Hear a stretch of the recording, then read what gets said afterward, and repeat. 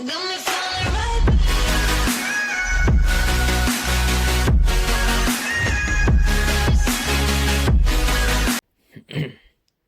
if you've been doing aquariums for quite a while, this video is kind of pointless for you, so there's probably no point in watching.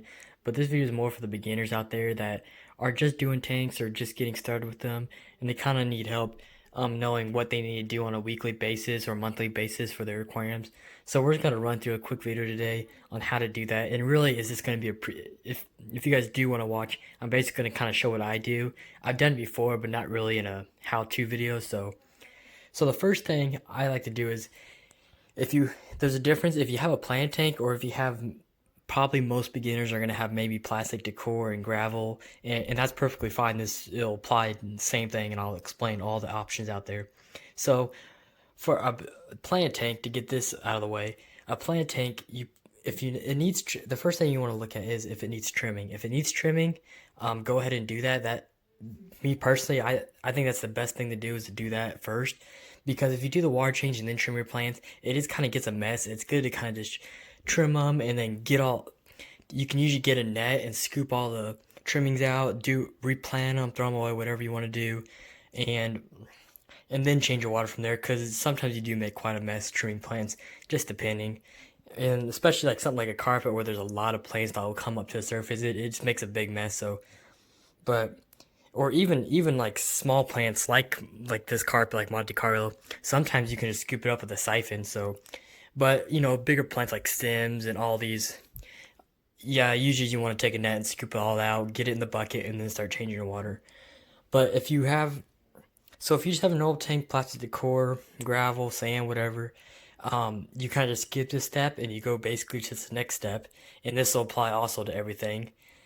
But the next step I would say is to clean any glass if necessary. Sometimes it'll be perfectly fine, you don't need to, but you can kind of see a skim. I don't know if you guys can actually pick this up, but there's always a skim that builds up. It don't matter how clean you keep your tank, you're always going to have this kind of skim build up if you don't, frequently clean your glass. And what I like to do is, you can hand scrub it. They sell all kinds of stuff, but it's whatever you want. I prefer the magnets. It's just super easy to go across real quick, and the reason why you want to do this before you change your water is because this will also,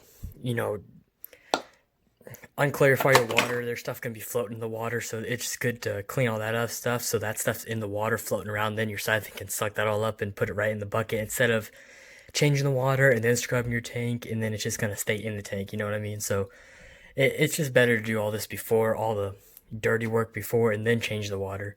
So yeah, so a magnet works good. It's actually probably the best option I recommend for harder algae and stuff like that. I do have a video, so if you want to watch that, I can definitely put it in the link in the description if you guys do want to watch that. But you can also have knife blades. They make magnetic ones that are a lot nicer. Have knife blades at the end for hard algae, or you can just hand scrub it off. It works both ways. It's whatever you want to do.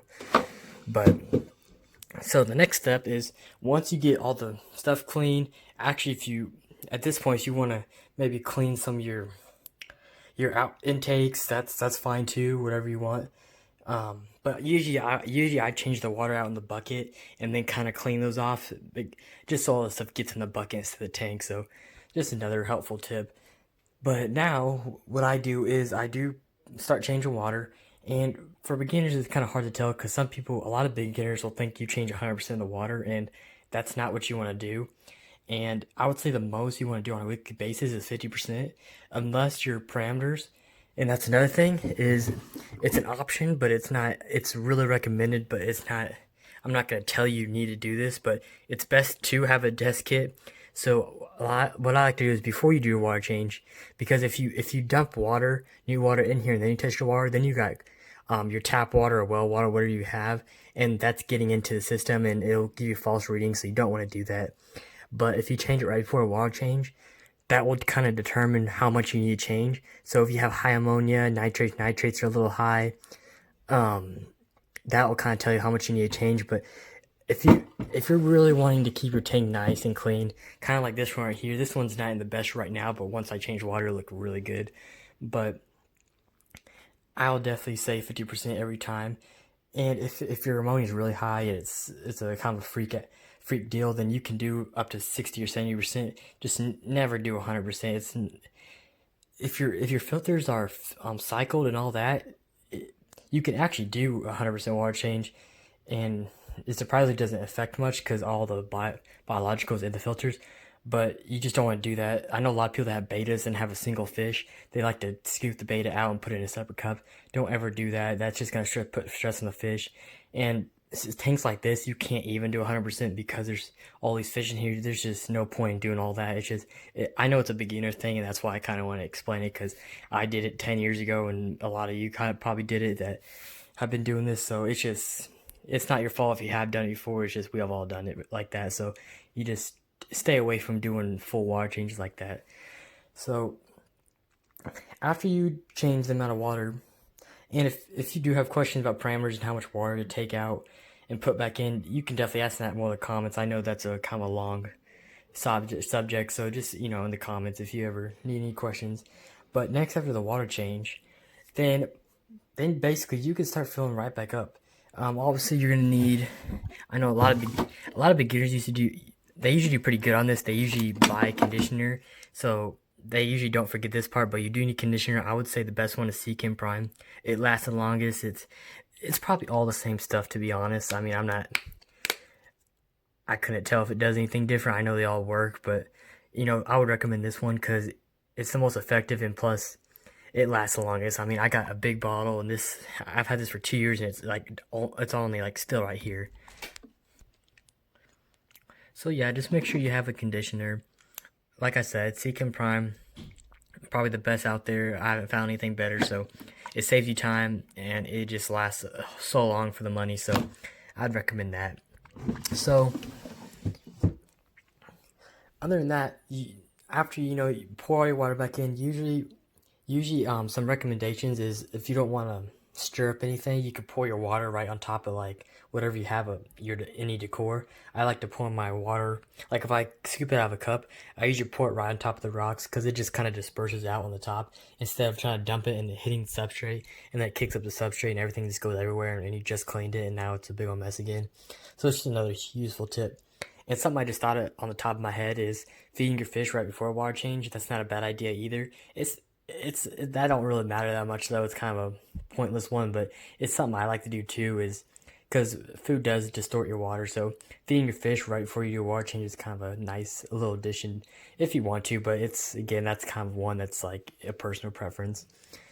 But after you put the water back in, then you're basically done unless you dose some things. Like my tank, let's see here. I dose Excel, except there's no CO2, so this is just a algae stopper. Algae, it's not really a remover, just keeps algae away, so I don't have any. Kind of got lazy with that, so there is, a few spots here and there, but, not a big old deal, doesn't look that bad, but, so whatever you dose, definitely get that in. And another thing I like to do is when I dose, I usually try to pour it right in front of the filter where the water's coming out, or if you have, like I do, a skimmer. This is an Eheim 350, and I just pour it right where I pour it right in the lid, and so it just disperses out and shoots and mixes in good in the tank.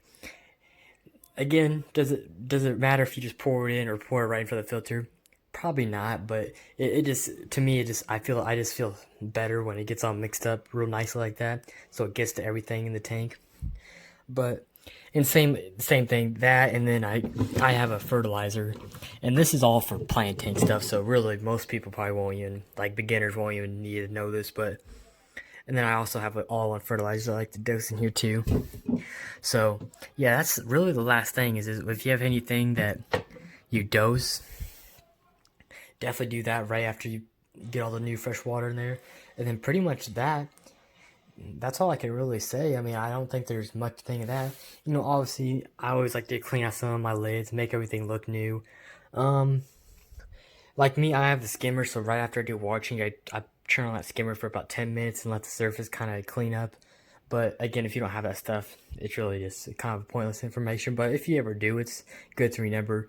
Just kind of stuff I like to do, because a lot of people think I'm doing something special. I'm really not. I mean, most of the stuff I do is everything everybody else does. And then the very last thing I really have to say is on the water changes, once a week. It's what I really recommend, at least 50% every week. Like my tank, I do two 50%. That's because it's a plant tank and I like to keep algae away. But you decide on that because I know that's a lot of work. But you know, at the minimum, do it once a week, and then on the once a month deal, I would try to at least clean your sponges. You don't necessarily have to clear your bio because that, you don't want to do that. You don't want to get rid of your bio because then your tank's going to get an ammonia spike if you clean it way too much, or if you don't use tank water to clean it, you're going to get a mess. So that's why I like to keep them separate so that I never touch this and the biological media just stays in here, never gets touched. We're good. And then basically the only filter I have to clean is this one. So I just pull this out, clean the sponge, and put it back in, and that's all I have to do for really the maintenance wise of the filters. So other than that, I don't want to. This video is already pretty long, so if you guys have any questions, anything about the tank, any plant that's in the tank, any equipment, the live filter, what rocks I'm using, anything, you can definitely hit me up in the comments below. But other than that, comment, subscribe, and I'll see you guys.